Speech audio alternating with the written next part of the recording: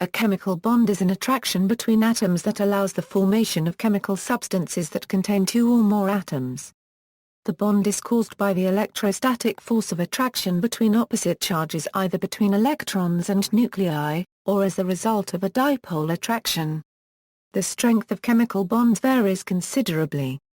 There are strong bonds such as covalent or ionic bonds and weak bonds such as dipolar-dipole interactions, the London dispersion force and hydrogen bonding. Since opposite charges attract via a simple electromagnetic force, the negatively charged electrons that are orbiting the nucleus and the positively charged protons in the nucleus attract each other. An electron positioned between two nuclei will be attracted to both of them, and the nuclei will be attracted toward electrons in this position. This attraction constitutes the chemical bond. Due to the matter-wave nature of electrons and their smaller mass, they must occupy a much larger amount of volume compared with the nuclei, and this volume occupied by the electrons keeps the atomic nuclei relatively far apart, as compared with the size of the nuclei themselves. This phenomenon limits the distance between nuclei and atoms in a bond. In general, strong chemical bonding is associated with the sharing or transfer of electrons between the participating atoms. The atoms in molecules, crystals, metals and diatomic gases indeed most of the physical environment around use are held together by chemical bonds, which dictate the structure and the bulk properties of matter. Overview of main types of chemical bonds. A chemical bond is an attraction between atoms. This attraction may be seen as the result of different behaviors of the outermost electrons of atoms. Although all of these behaviors merge into each other seamlessly in various bonding situations so that there is no clear line to be drawn between them, the behaviors of atoms become so qualitatively different as the character of the bond changes quantitatively, that it remains useful and customary to differentiate between the bonds that cause these different properties of condensed matter. In the simplest view of a so-called covalent bond, one or more electrons are drawn into the space between the two atomic nuclei. Here the negatively charged electrons are attracted to the positive charges of both nuclei, instead of just their own. This overcomes the repulsion between the two positively charged nuclei of the two atoms, and so this overwhelming attraction holds the two nuclei in a fixed configuration of equilibrium, even though they will still vibrate at equilibrium position.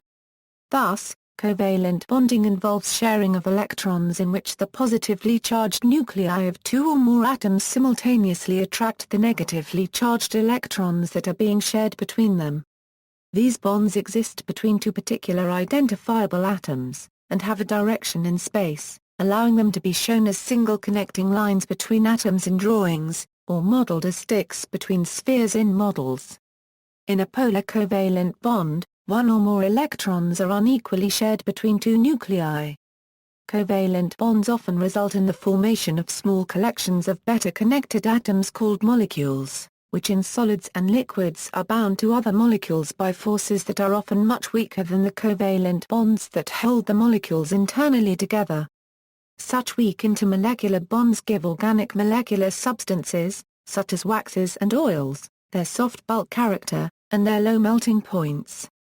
When covalent bonds link long chains of atoms in large molecules, however, or when covalent bonds extend in networks through solids that are not composed of discrete molecules, then the structures that result may be both strong and tough, at least in the direction oriented correctly with networks of covalent bonds. Also, the melting points of such covalent polymers and networks increase greatly. In a simplified view of an ionic bond, the bonding electron is not shared at all, but transferred. In this type of bond, the outer atomic orbital of one atom has a vacancy which allows addition of one or more electrons. These newly added electrons potentially occupy a lower energy state than they experience in a different atom. Thus, one nucleus offers a more tightly bound position to an electron than does another nucleus, with the result that one atom may transfer an electron to the other. This transfer causes one atom to assume a net positive charge, and the other to assume a net negative charge. The bond then results from electrostatic attraction between atoms, and the atoms become positive or negatively charged ions. Ionic bonds may be seen as extreme examples of polarization in covalent bonds. Often, such bonds have no particular orientation in space, since they result from equal electrostatic attraction of each ion to all ions around them. Ionic bonds are strong but also brittle, since the forces between ions are short-range, and do not easily bridge cracks and fractures. This type of bond gives rise to the physical characteristics of crystals of classic mineral salts, such as table salt. A less often mentioned type of bonding is the metallic bond. In this type of bonding, each atom in a metal donates one or more electrons to a sea of electrons that reside between many metal atoms. In the sea, each electron is free to be associated with a great many atoms at once. The bond results because the metal atoms become somewhat positively charged due to loss of their electrons, while the electrons remain attracted to many atoms, without being part of any given atom. Metallic bonding may be seen as an extreme example of delocalization of electrons over a large system of covalent bonds, in which every atom participates. This type of bonding is often very strong. However, metallic bonds are more collective in nature than other types, and so they allow metal crystals to more easily deform, because they are composed of atoms attracted to each other, but not in any particularly oriented ways. This results in the malleability of metals. The sea of electrons in metallic bonds causes the characteristically good electrical and thermal conductivity of metals, and also their shiny reflection of most frequencies of white light. All bonds can be explained by quantum theory, but, in practice, simplification rules allow chemists to predict the strength, directionality, and polarity of bonds. The octet rule and VSEP theory are two examples.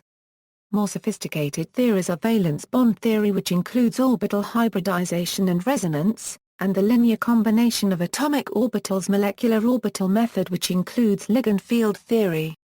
Electrostatics are used to describe bond polarities and the effects they have on chemical substances. History. Early speculations into the nature of the chemical bond, from as early as the 12th century, supposed that certain types of chemical species were joined by a type of chemical affinity. In 1704, Isaac Newton famously outlined his atomic bonding theory, in Query 31 of his Optics, whereby atoms attach to each other by some force. Specifically, after acknowledging the various popular theories in vogue at the time, of how atoms were reasoned to attach to each other, that is hooked atoms, glued together by rest, or stuck together by conspiring motions, Newton states that he would rather infer from their cohesion, that particles attract one another by some force, which in immediate contact is exceedingly strong, at small distances performs the chemical operations, and reaches not far from the particles with any sensible effect. In 1819, on the heels of the invention of the voltaic pile, jar paragraph N.S. Jacob Berzelius developed a theory of chemical combinations stressing the electronegative and electropositive character of the combining atoms. By the mid-19th century, Edward Frankland, F.A. Kekula copyright, A.S. Kupaya, Alexander Butlerov, and Hermann Kolb, building on the theory of radicals, developed the theory of valency, originally called combining power, in which compounds were joined owing to an attraction of positive and negative poles.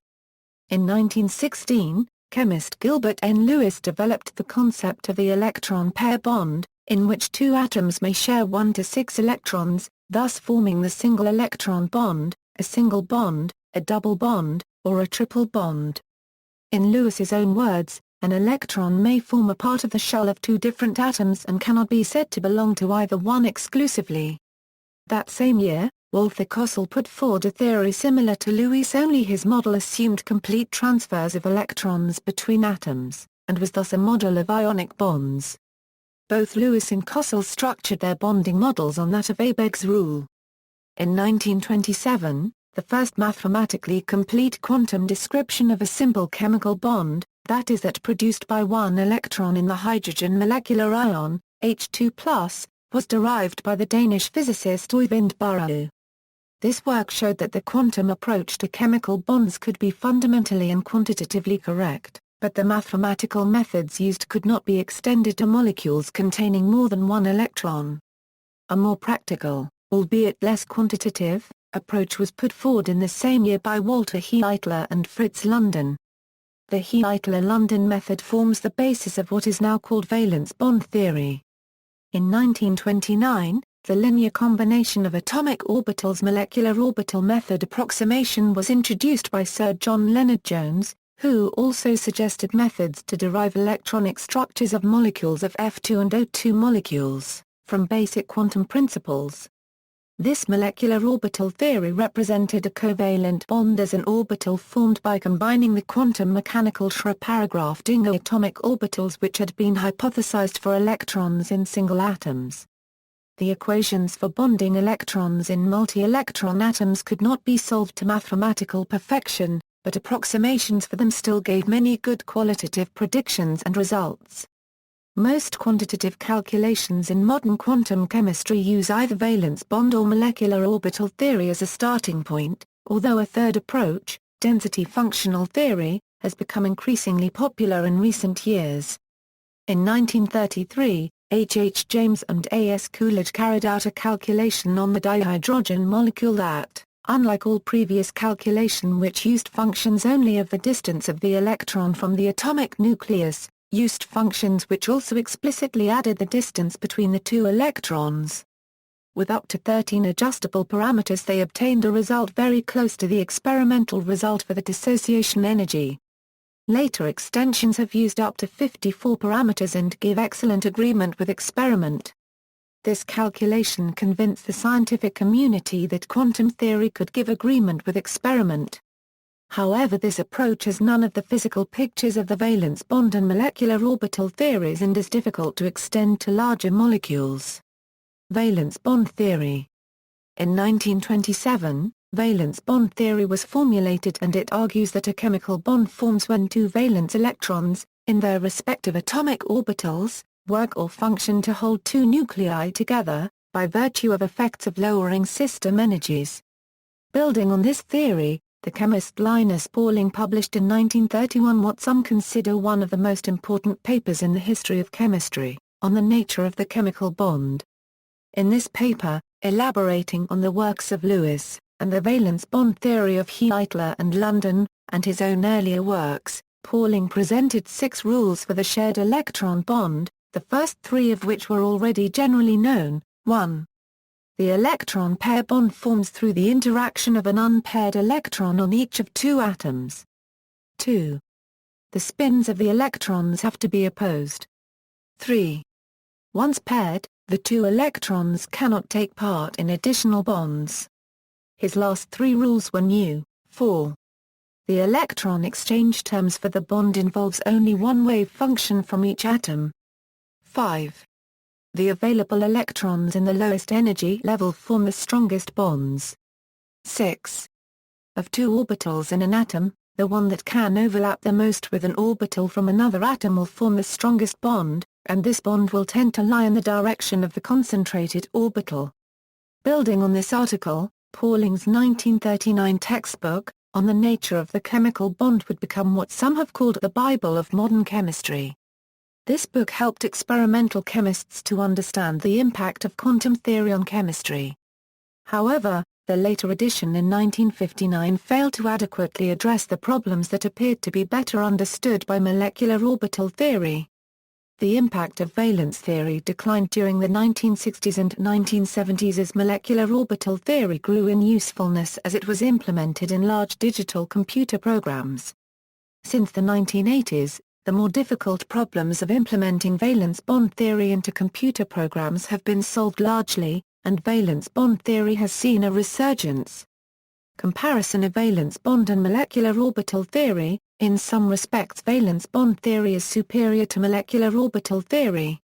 When applied to the simplest 2-electron molecule, H2, valence bond theory, even at the simplest Heitler-London approach, gives a much closer approximation to the bond energy, and it provides a much more accurate representation of the behavior of the electrons as chemical bonds are formed and broken. In contrast, simple molecular orbital theory predicts that the hydrogen molecule dissociates into a linear superposition of hydrogen atoms and positive and negative hydrogen ions, a completely unphysical result. This explains in part why the curve of total energy against interatomic distance for the valence bond method lies below the curve for the molecular orbital method at all distances and most particularly so for large distances. This situation arises for all homonuclear diatomic molecules and is particularly a problem for F2, where the minimum energy of the curve with molecular orbital theory is still higher in energy than the energy of 2F atoms. The concepts of hybridization are so versatile, and the variability in bonding in most organic compounds is so modest, that valence bond theory remains an integral part of the vocabulary of organic chemistry. However, the work of Friedrich Hund, Robert Mulliken, and Gerhard Hertzberg showed that molecular orbital theory provided a more appropriate description of the spectroscopic, ionization and magnetic properties of molecules. The deficiencies of valence bond theory became apparent when hypervalent molecules were explained without the use of d orbitals that were crucial to the bonding hybridization scheme proposed for such molecules by Pauling. Metal complexes and electron-deficient compounds also appeared to be well described by molecular orbital theory, although valence bond descriptions have been made. In the 1930s the two methods strongly competed until it was realized that they are both approximations to a better theory. If we take the simple valence bond structure and mix in all possible covalent and ionic structures arising from a particular set of atomic orbitals, we reach what is called the full configuration interaction wave function. If we take the simple molecular orbital description of the ground state and combine that function with the functions describing all possible excited states using unoccupied orbitals arising from the same set of atomic orbitals, we also reach the full configuration interaction wave function. It can be then seen that the simple molecular orbital approach gives too much weight to the ionic structures, while the simple valence bond approach gives too little. This can also be described as saying that the molecular orbital approach is too delocalized, while the valence bond approach is too localized. The two approaches are now regarded as complementary, each providing its own insights into the problem of chemical bonding. Modern calculations in quantum chemistry usually start from a molecular orbital rather than a valence bond approach, not because of any intrinsic superiority in the former but rather because the MO approach is more readily adapted to numerical computations. However, better valence bond programs are now available. Bonds in chemical formulas. The fact that atoms and molecules are three-dimensional makes it difficult to use a single technique for indicating orbitals and bonds. In molecular formulas the chemical bonds between atoms are indicated by various methods according to the type of discussion. Sometimes, they are completely neglected. For example, in organic chemistry chemists are sometimes concerned only with the functional groups of the molecule.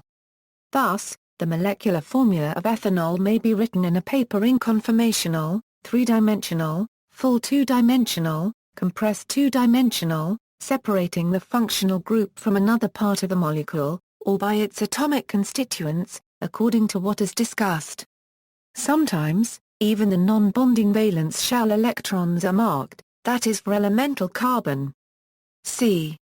Some chemists may also mark the respective orbitals, that is the hypothetical Athenia 4 anion indicating the possibility of bond formation. Strong chemical bonds. Strong chemical bonds are the intermolecular forces which hold atoms together in molecules. A strong chemical bond is formed from the transfer or sharing of electrons between atomic centers and relies on the electrostatic attraction between the protons in nuclei and the electrons in the orbitals. Although these bonds typically involve the transfer of integer numbers of electrons, some systems can have intermediate numbers of bonds. An example of this is the organic molecule benzene, where the bond order is 1.5 for each carbon atom, meaning that it has 1.5 bonds with each one of its two neighbors. The types of strong bond differ due to the difference in electronegativity of the constituent elements. A large difference in electronegativity leads to more polar character in the bond. Ionic bond. Ionic bonding is a type of electrostatic interaction between atoms which have a large electronegativity difference. There is no precise value that distinguishes ionic from covalent bonding, but a difference of electronegativity of over 1.7 is likely to be ionic, and a difference of less than 1.7 is likely to be covalent. Ionic bonding leads to separate positive and negative ions, Ionic charges are commonly between a 3e to plus 3e. Ionic bonding commonly occurs in metal salts such as sodium chloride. A typical feature of ionic bonds is that the species form into ionic crystals, in which no ion is specifically paired with any single other ion, in a specific directional bond.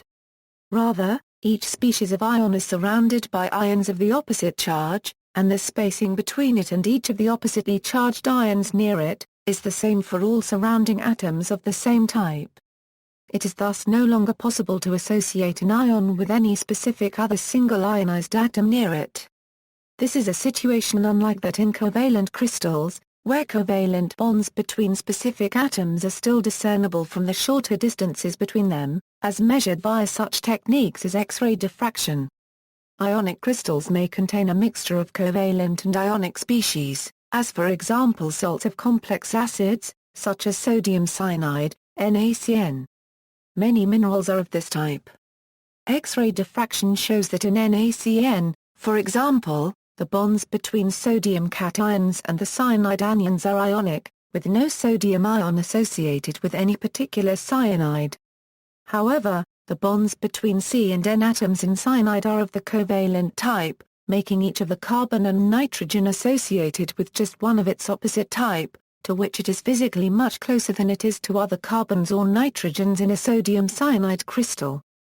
When such crystals are melted into liquids, the ionic bonds are broken first because they are non-directional and allow the charged species to move freely. Similarly, when such salts dissolve into water, the ionic bonds are typically broken by the interaction with water, but the covalent bonds continue to hold. For example, in solution, the cyanide ions, still bound together as single CN ions, move independently through the solution, as do sodium ions, as Na+. In water, charged ions move apart because each of them are more strongly attracted to a number of water molecules, than to each other. The attraction between ions and water molecules in such solutions is due to a type of weak dipole-dipole type chemical bond. In melted ionic compounds, the ions continue to be attracted to each other, but not in any ordered or crystalline way. Covalent bond. Covalent bonding is a common type of bonding, in which the electronegativity difference between the bonded atoms is small or non-existent. Bonds within most organic compounds are described as covalent. See sigma bonds and pi bonds for LCAO description of such bonding. A polar covalent bond is a covalent bond with a significant ionic character. This means that the electrons are closer to one of the atoms than the other, creating an imbalance of charge. They occur as a bond between two atoms with moderately different electronegativities, and give rise to dipole-dipole interactions. The electronegativity of these bonds is 0.3 to 1.7. A coordinate covalent bond is one where both bonding electrons are from one of the atoms involved in the bond. These bonds give rise to Lewis acids and bases. The electrons are shared roughly equally between the atoms in contrast to ionic bonding. Such bonding occurs in molecules such as the ammonium ion and is shown by an arrow pointing to the Lewis acid. Also known as nonpolar covalent bond, the electronegativity of these bonds range from 0 to 0.3. Molecules which are formed primarily from nonpolar covalent bonds are often immiscible in water or other polar solvents, but much more soluble in nonpolar solvents such as hexane. 1 and 3 electron bonds. Bonds with 1 or 3 electrons can be found in radical species, which have an odd number of electrons. The simplest example of a 1-electron bond is found in the dihydrogen cation, H2+. 1-electron bonds often have about half the bond energy of a 2-electron bond, and are therefore called half bonds. However, there are exceptions. In the case of dilithium, the bond is actually stronger for the 1-electron Li2+ than for the 2-electron Li2. This exception can be explained in terms of hybridization and inner shell effects. The simplest example of 3-electron bonding can be found in the helium dimer cation, He2+. It is considered a half bond, because it consists of only one shared electron in addition to one lone electron on each atom. In molecular orbital terms, The third electron is in an anti-bonding orbital which cancels out half of the bond formed by the other two electrons. Another example of a molecule containing a 3-electron bond, in addition to two 2-electron bonds, is nitric oxide, NO. The oxygen molecule, O2, can also be regarded as having two 3-electron bonds and one 2-electron bond, which accounts for its paramagnetism and its formal bond order of 2. Chlorine dioxide and its heavier analogues bromine dioxide and iodine dioxide also contain 3-electron bonds. Molecules with odd electron bonds are usually highly reactive. These types of bond are only stable between atoms with similar electronegativities. Bent bonds.